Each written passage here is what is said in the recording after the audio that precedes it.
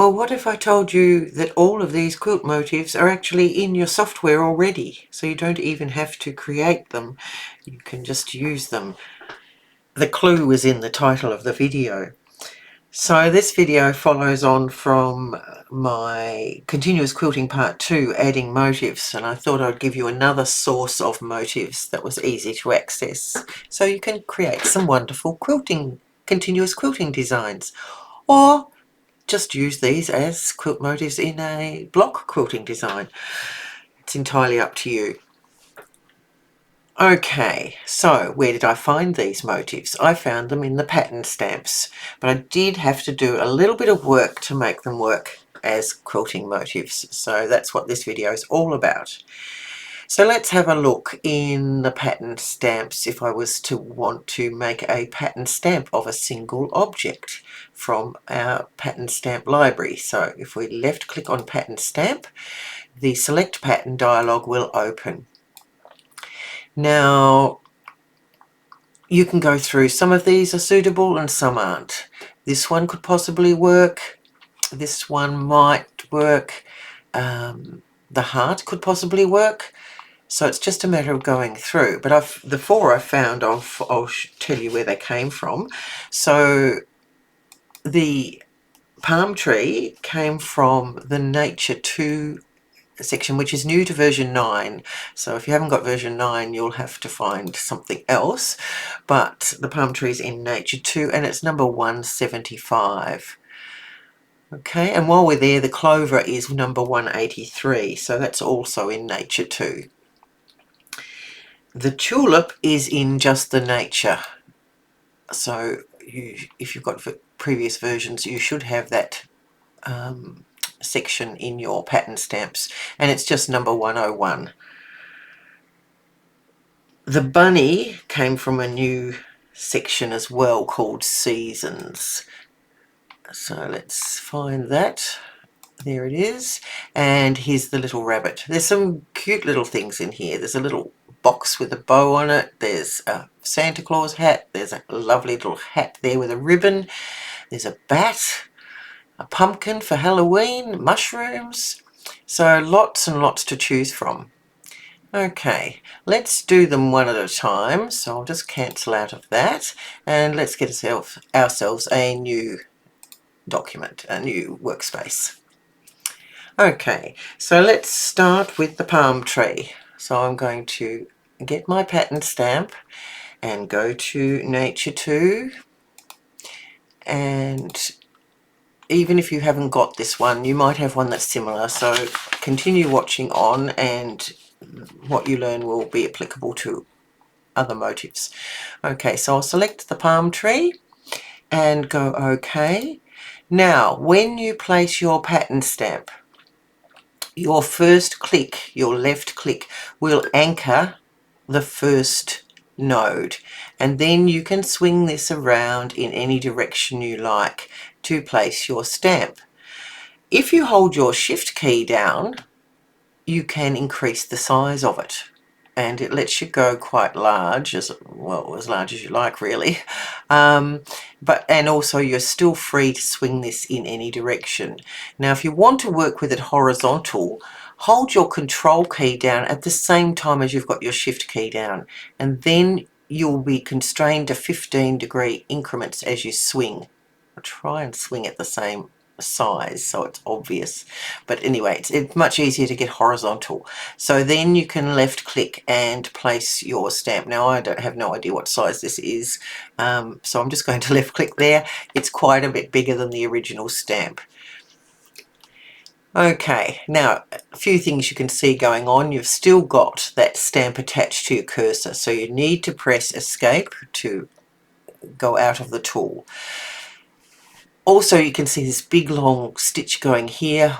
Don't know what that's about. Well, actually what that's about is because this is the only design on the screen, if I go out of True View, you'll see that that's from the start of the design, start of the whole design. It starts in the center by default, then it's coming over here, then it's going to stitch or jump to here and then go around the palm tree. When it's finished, it's going to finish over here and jump back to here.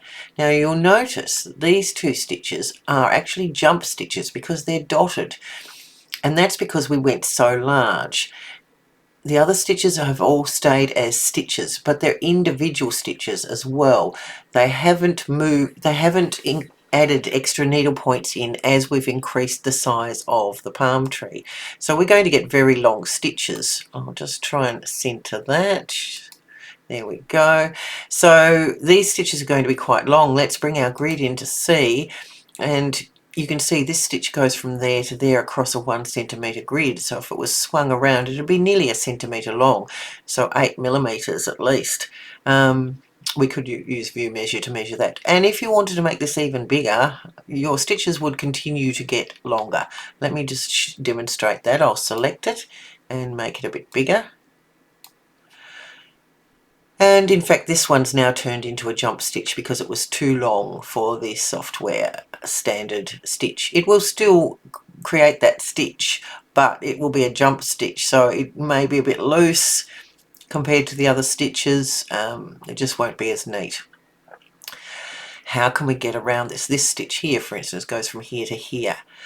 So how can we get around that? It's very easy. While it's selected, just come down to your outlines tool and click on the single outline, and it will change to a single outline. So now we've got needle points all along here at the standard single outline distance, which is, if we go to object properties and go to outline stitch, it's at a single length of 2 millimeters, which is the default. We've also got variable run length checked by default, which means that to get around corners, it will reduce the stitch length down to 1 if necessary. If you don't want that to happen, you need to deselect this. But to, you know, in the interest of getting a nice looking motif, you might want to leave that. But if you're a dyed-in-the-wool quilter who wants all their stitches the same length, you might need to deselect that. Okay.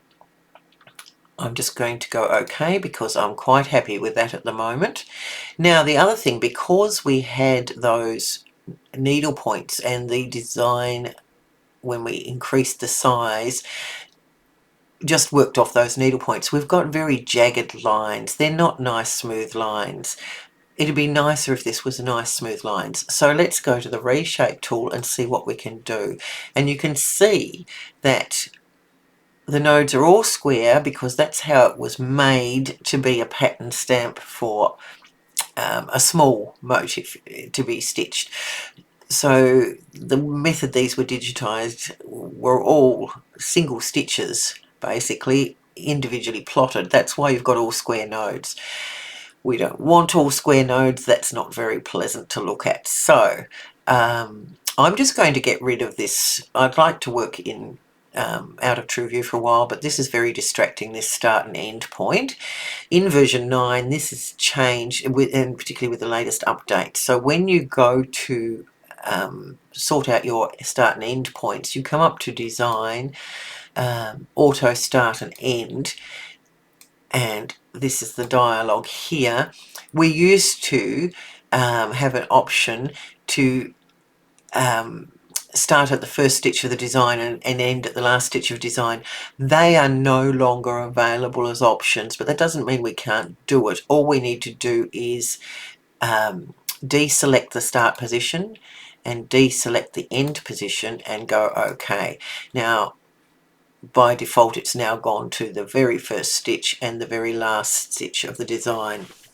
So instead of choosing that option, we just choose no option and we get the same result as we did in previous versions of the software. Okay, so they're out of the way now. So now we have to select some of these nodes and turn them into curved nodes. And we know that if we select a node, it turns blue, and if we press our spacebar, it will change from a square node to a curved node. It's going to be a bit tedious clicking every node, but we want to keep these ones here at the points, square nodes. So a couple of ways you can do it. Here I've just got one node there and one node there between the two ones I want to leave as square nodes, but I think I can box select those two together and press my space bar, and that's fixed those. And I'm actually going to just push well, they are both together, so we can move them together. I only wanted to move the bottom one though, so I need to click off, select this one, and I'm just going to curve that one a little bit more. Okay, don't need to change this unless I wanted to put a round node in there and make it more curved, but these three up here, I could box select those as well and change them to curved nodes. Same up here, I think I can box select those without choosing any other nodes. Yes, so that's probably the quickest way. This is a single one, I'll select that. It would have been too hard to try and select this one with that one with the box select. I'll select this one on its own as well, and I might just make that a little bit more curved. Wonder if I can get these two. Oops, I've just added a node by mistake by left clicking right on the line, so I'll just undo that, get rid of that, and try and box select those two. I might even be able to get that one there as well. Change them all to curved nodes. I need to change this one, and I might just pull that in a little bit. Now these are vertical. It's a bit harder to make a vertical. I find it hard to make vertical boxes that get them in without. I'll need to get those two and these four. Let's see if I can do it. The other way though, if you can't box select because your box is going to select nodes you don't want, is you can click on one node, hold your shift key down and click on the last node in the series you want to select, and all the ones in between will select. So that's another way of doing it. I should be able to though box select these. I just think box selecting is a little bit quicker. I can get all of those, but I missed that one. Never mind. I'll change them to curved nodes, change that to a curved node, just bring that in a little bit more. And that one maybe. So you can tweak this to your heart's delight. Okay, now down here we don't necessarily want all this straight line. The reason that's there is so that if you were doing this as a pattern run, let me just turn off the grid so that's not distracting, go back to true view, and I'll do a pattern run with that same pattern. If I was going to do a pattern run, then I'd want to do an open object. You could do a closed object. And I want an outline, but I want to choose a pattern run outline. And I'll just set it up before I start. So I'm going to right click on the pattern run. I'm going to select Nature 2 and find my palm tree and go OK. And I'll just go OK at the defaults. And now I can digitize a line. Enter.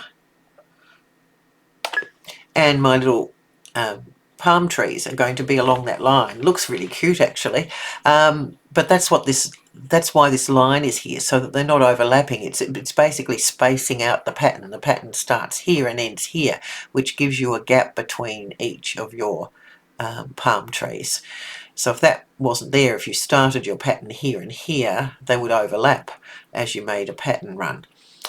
So, but if you've made it this large and you're going to do it in, a free motion quilting design, so I'll just select that pattern run and delete it, then you don't necessarily want these lines. I'll zoom to fit, and I'm just going to move that. I'll just zoom out a little bit. There we go. Go to the reshape tool. I'll select it first, go to the reshape tool, and I've got all my nodes here. So we can start getting rid of some of these nodes that we don't want. So I'm box selecting those as well, delete. And down here, I'm not sure what's going on, so I'm going to actually pull that node away. I definitely don't want that one, delete. And over here, I'm going to delete those two. And then what's happening here? Let's try and pull that. That's separate there. That one's attached. So I'll leave that one there and I'll just delete this node. So now I've got a motif that starts on this side, sews all around the palm tree and ends on this side. So I'll just bring that over there again. I could actually now bring my digitizing line for my continuous quilting, so I'll just select and click off. So open object, if I was creating my quilting line, I could come up to this point. Of course I would have to have that stitch before the palm tree. Enter. Oh, still in my pattern run.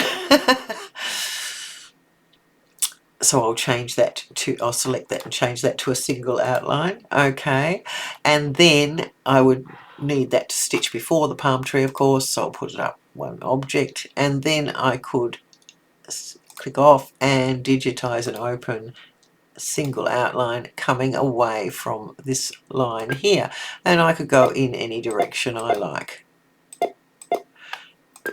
Enter. Okay, it's entirely up to you what sort of quilting you do. I'll just undo the last two objects, and I'll just show you how the palm tree stitches out with the stitch player. So here we go, comes up,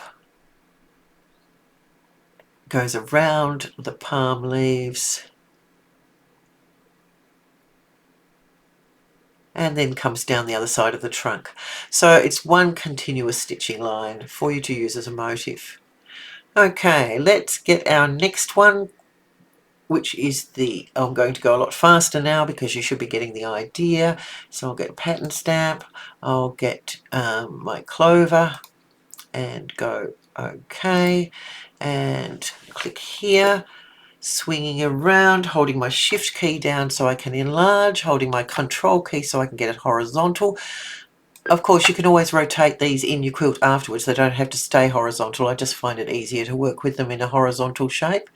Escape to lose the tool. Now, at this point in time too, you could select it and check the size. This is quite big. It's 46 millimeters high and nearly 61.5 millimeters wide, so 6 centimeters wide. It's very big, so you probably won't want it quite that big. Let's go down a little bit, and the palm tree is probably a bit big too, but you would work that out at this stage. You would set your size up here. Okay, now the next thing, remember, if we go out of true view, we've got long stitches, so we just want to change it to the normal outline running stitch, and then we want to go to the reshape tool, and we want to change our nodes to curved nodes where we want them to be curved. So this one, and this is one of those cases where I'm going to use my shift key to select all those nodes and enter, space bar to make them curved. I'll select this one, hold my shift key down, and that. Select this one, hold my shift key down, and that one, and a space bar, and so on around. Space bar just makes it stitch much more smoothly, and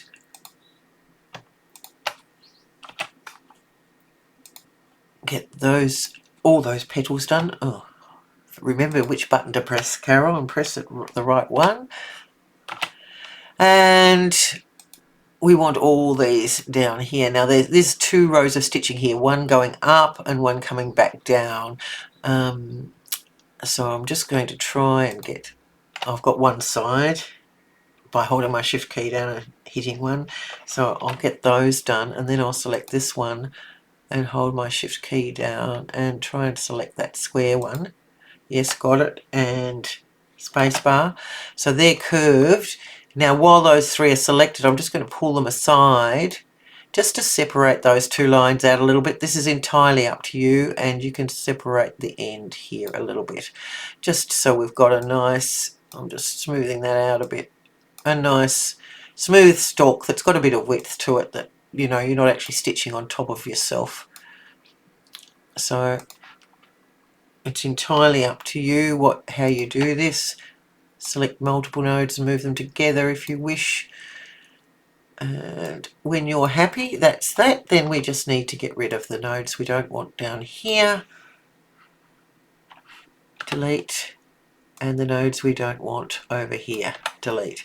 And there's our clover done. Okay, what else have we got? Might just do the rabbit. The tulip's pretty straightforward. I'm sure you can work that one out. So let's do the bunny. So that was from Seasons, pattern stamp, Seasons, and 2015. Okay, I'll stamp him, I'll just stamp him over here, hold my shift key down and my control key so I can get him horizontal, and zoom in, escape so that I no longer have the tool, select him, make him a single outline, go to the reshape tool, and again we've got the need to use our shift key to get all of those nodes. So I've selected this one and I'm holding my shift key down to select that one. That's all the outer ear nodes, make them curved.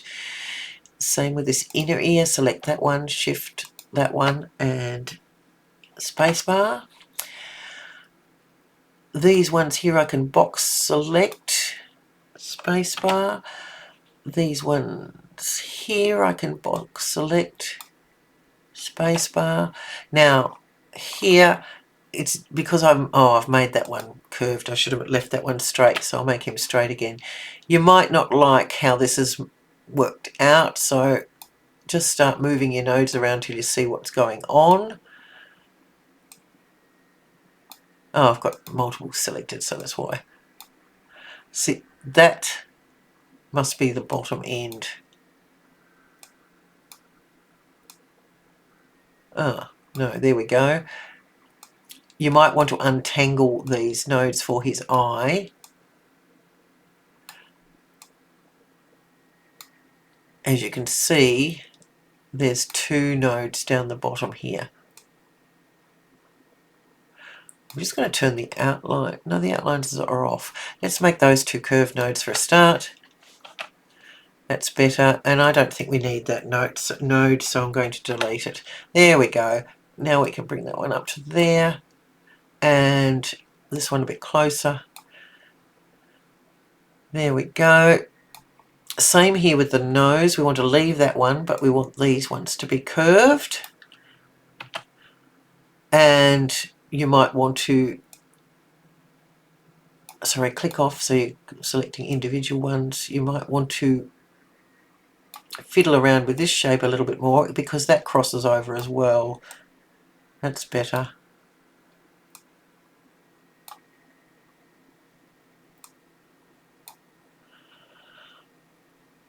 And maybe bring this a little bit closer down. I mean, you can fuss too much, it's up to you, but there has to be some backtracking here because it's a line going in.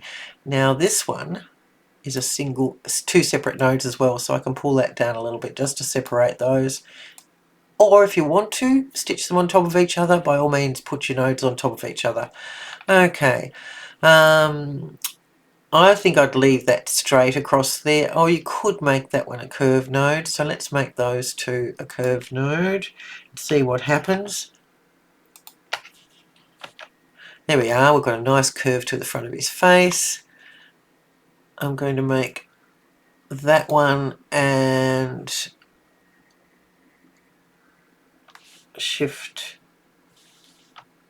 that one, and that's actually selected all of those. I don't want these two to change, so I'm going to click off. I'm going to select that one and I'm going to hold my control key down and select that one. Control allows you to select more than one node, but not, you know, next to each other, wherever you like, and make them curved nodes. And then this one, and I'll shift down to here. This one, shift around to here. I'll make that one a curved node. I'll leave those two straight and make that one a curved node. I might make that one a curved node. Yep, that's given me a nice little round foot. Let me just see what's happening on here. That node is controlling that one, so let's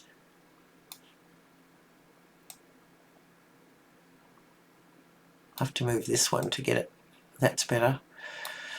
So just fiddle around till you get a nice shape. You can see here this is quite small, so it's getting stitches. There's a needle point here and a needle point here, so to get a round curve that must only be 1 millimetre. Let me just get the grid on. Yep, so zoomed right in, they look like they're straight, but they will look curved. when you stitch it out, because they're only 1mm long. Okay, take the grid off. I'll leave that one straight. I'll probably make all of these curved nodes. That gives me a nice little bunny foot. Maybe even move that slightly. Those two can be curved, and those two can be curved. So there we go, that's made that bunny much nicer. Let's go back to reshape and get rid of the nodes we don't want. Now, the bunny actually will start, when we remove these nodes, in the middle here under the foot. So there's nothing we can do about that. You will have to come in somehow to the bunny. But one thing you could do is, it's starting now here.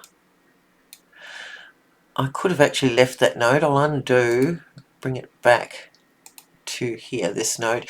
You could, in fact, add some square nodes in here and make this look like a bit of grass in front of him.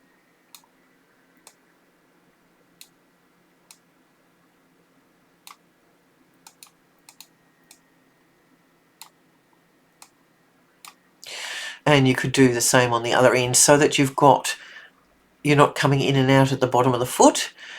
But if you don't want to do that, then you will be coming in at the bottom of the foot. So if I take those away, and that one, and then take these three away, delete, you can see now that we've got our break in the design here. So that will start there,